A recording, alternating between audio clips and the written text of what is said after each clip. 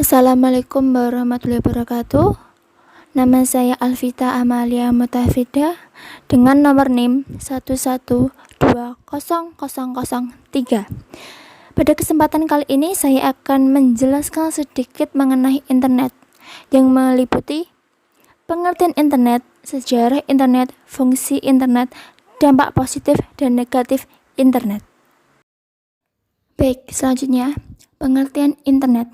Internet merupakan jaringan terluas dalam sistem teknologi informasi yang memungkinkan perangkat di seluruh dunia untuk saling terhubung. Jaringan internet dapat diakses publik yang mengirimkan data menggunakan standar protokol internet atau IP. Informasi yang terbesar di internet dapat diakses melalui jaringan World Wide Web atau biasanya disebut WWW, baik dalam bentuk teks, musik, foto, video, atau apapun. Sejarah internet. Pada tahun 1969, Departemen Pertahanan Amerika Serikat dalam proyek ARPANET melakukan demonstrasi bagaimana bisa melakukan komunikasi tanpa batasan jarak melalui saluran telepon menggunakan hardware dan software komputer berbasis sistem operasi Unix. Pada proyek ARPANET tersebut, setelah dirancang bentuk jaringan dengan standarisasi kehandalan dan seberapa besar informasi dapat dipindahkan untuk saling berbagi, maka terbentuklah sebuah protokol baru yang dikenal dengan Transmission Control Protocol atau Internet Protocol. ARPANET pada tahun 1969 awalnya hanya menghubungkan 4 situs saja, di antaranya yaitu Stanford Research Institute, University of California, Santa Barbara, dan University of Utah.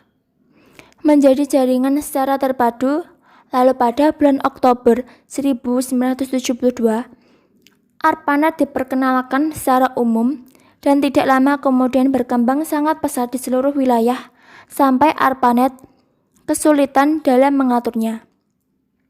Maka ARPANET dipecah menjadi dua bagian, yaitu MILNET untuk keperluan militer dan ARPANET yang lebih kecil dalam keperluan non-militer. Seiring waktu, gabungan antara kedua jaringan tersebut dikenal masyarakat luas dengan nama DARPANET dan kemudian disederhanakan lagi menjadi internet yang seperti sekarang kita kenal. Fungsi internet. Yang pertama, internet secara definisi adalah menghubungkan berbagai jaringan yang tidak saling bergantung pada satu sama lain. Sedemikian rupa sehingga masing-masing jaringan tersebut dapat saling berkomunikasi. 2. Internet sebagai jendela informasi adalah kita bisa mendapatkan informasi apa saja yang kita butuhkan melalui internet. Penyebaran ilmu pengetahuan melalui internet ini merupakan fungsi internet yang sangat penting bagi perkembangan generasi muda yang berwawasan.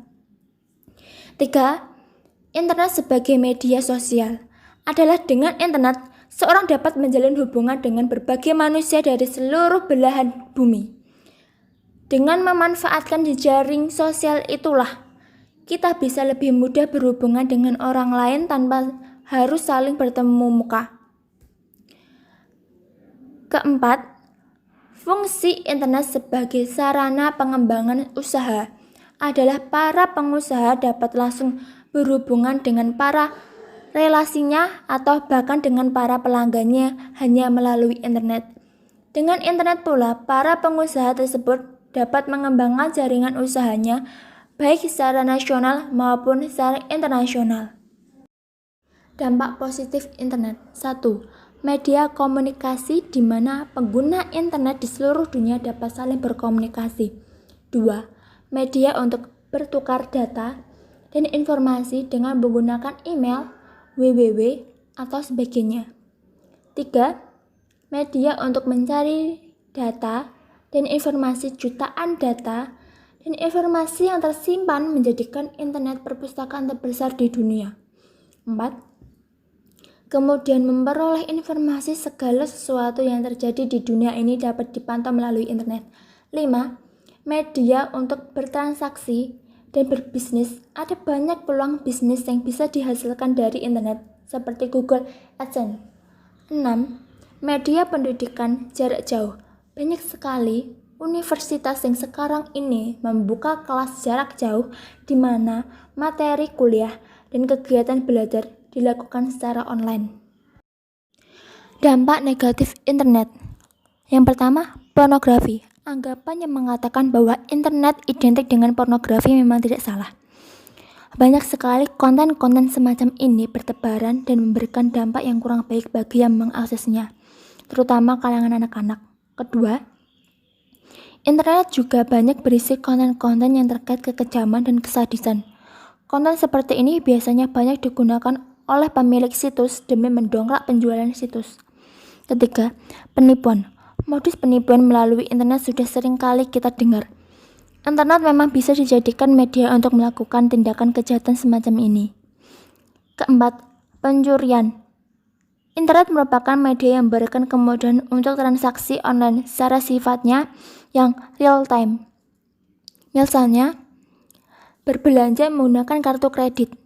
Para penjahat dapat menemukan celah kelemahan saat transaksi untuk menguras isi kartu kredit tanpa pengetahuan pemiliknya. Kelima, perjudian. Para pejudi tidak harus pergi ke tempat judi untuk melakukan kegiatan dan keinginannya. Yang perlu dilakukan hanya mengunjungi situs-situs perjudian. Baik, sekian yang dapat saya sampaikan. Kurang lebihnya mohon maaf. Wassalamualaikum warahmatullahi wabarakatuh.